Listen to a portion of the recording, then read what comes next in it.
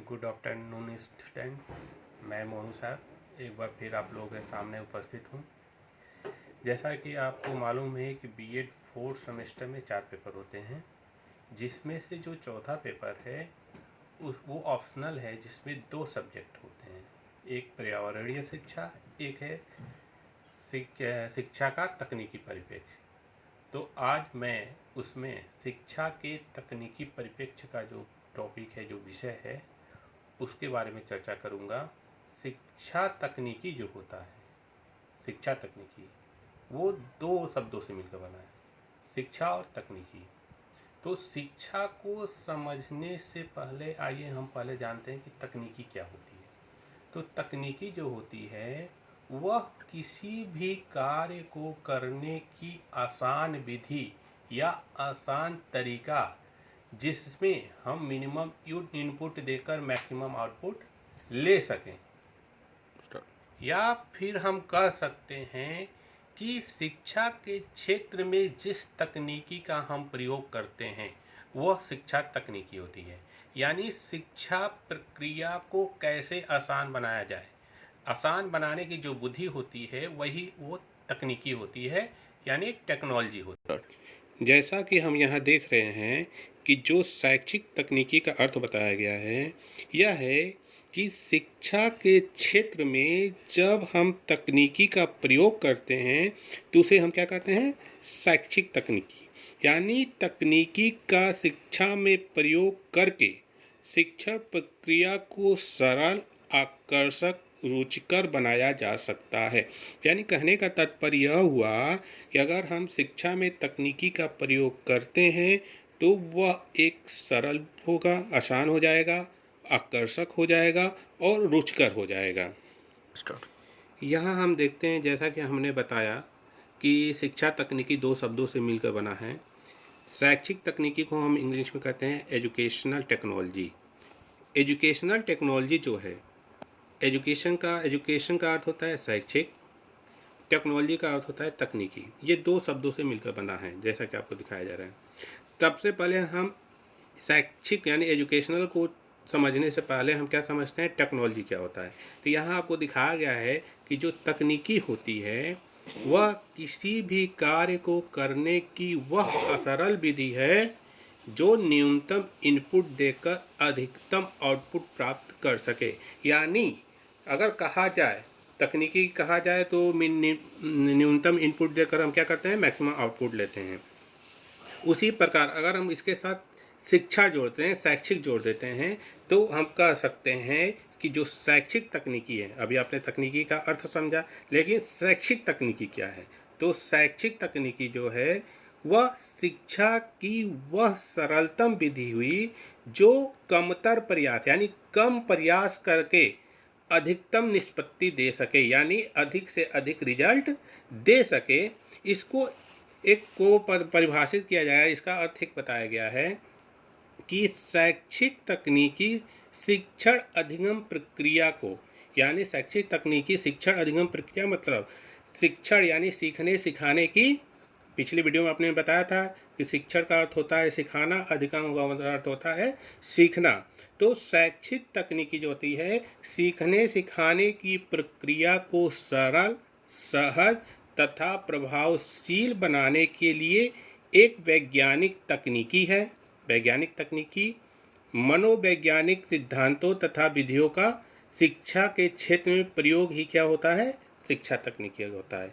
अतः हम कह सकते हैं कि शैक्षिक तकनीकी जो है यानी शिक्षा प्रक्रिया को आसान बनाने के लिए हम किस किस का प्रयोग करते हैं, मनोवैज्ञानिक तकनीकी का, जैसा कि यहाँ पर दिख रहा है, मनोवैज्ञानिक सिद्धांतों का, तथा साथ ही साथ मनोवैज्ञानिक विधियों का हम प्रयोग करते हैं, जिससे कि हमारी शिक्षा प्रक्रिया क्या हो जाए, आसान और सरल हो जाए। अब आइए हम बात करते हैं शैक्षिक तकनीकी का क्षेत्र। चूँकि शैक्षिक तक जैसे शिक्षा का क्षेत्र बहुत व्यापक है, उसी तरह शैक्षिक तकनीकी का भी क्षेत्र बहुत व्यापक है। लेकिन इसमें से कुछ ऐसी हैं क्षेत्र जिसको हम आपके सब्जेक्ट में, जिसके आपके सिलेबस में दिया गया है, जिसके बारे में चर्चा करते हैं। पहला है व्यवहार तकनीकी, दूसरा है अनुदेशन तकनीकी, तीसरा है शिक्षण तकनीकी। ये जो होते हैं शैक्षिक तकनीकी के क्या होते हैं, क्षेत्र होते हैं। इतना पढ़ने से पहले आप जो ऊपर दिया गया है उसके बारे में विधिवत चर्चा करते हैं। यानी जो शैक्षिक तकनीकी है इसके बारे में पहले हम आपको से विधिवत चर्चा करेंगे, उसके बाद हम आपको ये जो है व्यवहार तकनीकी, अनुदेशन तकनीकी एवं शिक्षण तकनीकी इसकी जानकारी देंगे। जैसा कि आपको ज्ञात हो गया कि शैक्षिक तकनीकी वो है जो शिक्षा प्रक्रिया को आसान बनाती है। तो आइए इसको समझने के लिए हम सर्वप्रथम क्या करते हैं, एक एग्जाम्पल लेते हैं, उदाहरण लेते हैं। मान लीजिए आपके घर में छोटा बच्चा है। अब क्या हो रहा है कि बच्चा 2.5-3 साल का हो नहीं रहा है, तो उसको पीजी यानी प्ले ग्रुप में भेज दिया जा रहा है ताकि बच्चा जाकर कुछ नॉलेज अर्जित करे, यानी कुछ ज्ञान अर्जित करे। जबकि उसकी मानसिक विकास अभी पूर्ण नहीं हुई होती है, तभी हम उसके बारे में चिंता करने लगते हैं। तो बच्चा पीजी में जाता है, प्ले ग्रुप में जाता है, तो वहाँ क्या होता है, उसमें बच्चों को खेल खेल में सिखाया जाता है, जो कि एक मनोवैज्ञानिक विधि है, जिसको हम मनोवैज्ञानिक विधि कहते हैं। मान लीजिए बच्चे को कलर का ज्ञान नहीं है, बच्चा नहीं जानता है कि लाल रंग क्या होता है, पीला रंग क्या होता है। लेकिन जब पीजी में बच्चा जाता है, प्ले ग्रुप में जाता है, तो वहाँ पढ़ाने का तरीका क्या होता है, सिखाने का तरीका क्या होता है। वहाँ क्या होता है कि हमारे पास 10 बॉल होती हैं, 10 बॉल होते हैं, 10 कलर के होते हैं। मान लीजिए येलो, ग्रीन, ब्लू, रेड, कोई भी कलर का 10 कलर होते हैं।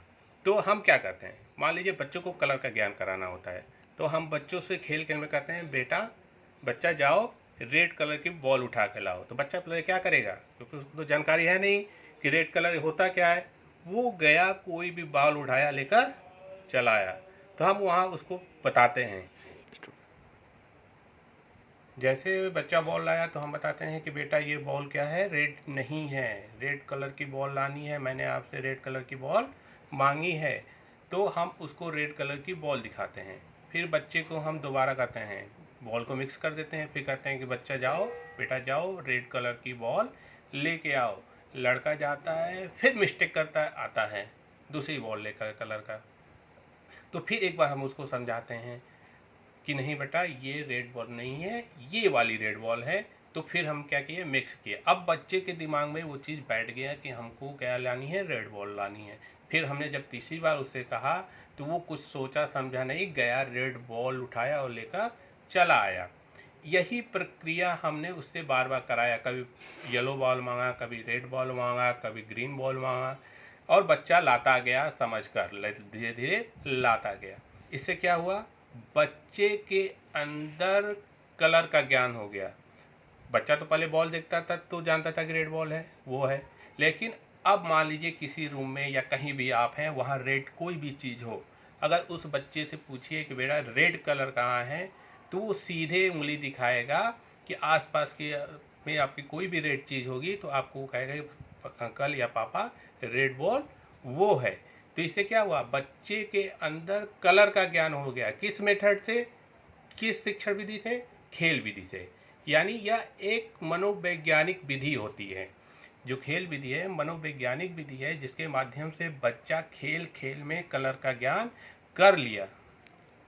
यही सब जो विधि होती है वही शैक्षिक तकनीकी होती है। यानी शिक्षा के क्षेत्र में जब हम मनोवैज्ञानिक वैज्ञानिक विधियों या सिद्धांतों का जब प्रयोग करते हैं और शिक्षा प्रक्रिया को आसान बना देते हैं, इसी को हम क्या कहते हैं, शैक्षिक तकनीकी कहते हैं। आज के क्षेत्र में देखिए, आज के क्षेत्र में तकनीकी बहुत आगे बढ़ गया है। जैसे मोबाइल का यूज़, कंप्यूटर का यूज़, इंटरनेट का यूज़, ये भी एक तकनीकी है। जैसे अभी लॉकडाउन हुआ, आप लोगों की शिक्षा प्रक्रिया बाधित हुई, विद्यालय जाने को नहीं मिला, सिलेबस पूरा नहीं हो पा रहा है, तो क्या किया जा रहा है, आपको ऑनलाइन सिलेबस उपलब्ध, पढ़ाई कराई जा रही है, सिलेबस दी जा रही है, या जो भी स्टडी मटेरियल है प्रोवाइड कराई जा रही है। तो ये भी एक शैक्षिक तकनीकी है, एक टेक्नोलॉजी है, जिसके माध्यम से हम अपनी शिक्षा शैक्षिक शिक्षा प्रक्रिया को क्या कर रहे हैं, आसान कर रहे हैं। हम अपनी मैटर आप तक पहुंचा रहे हैं, यह भी एक शैक्षिक प्रक्रिया का भाग ही है। तो आज के लिए इतना ही।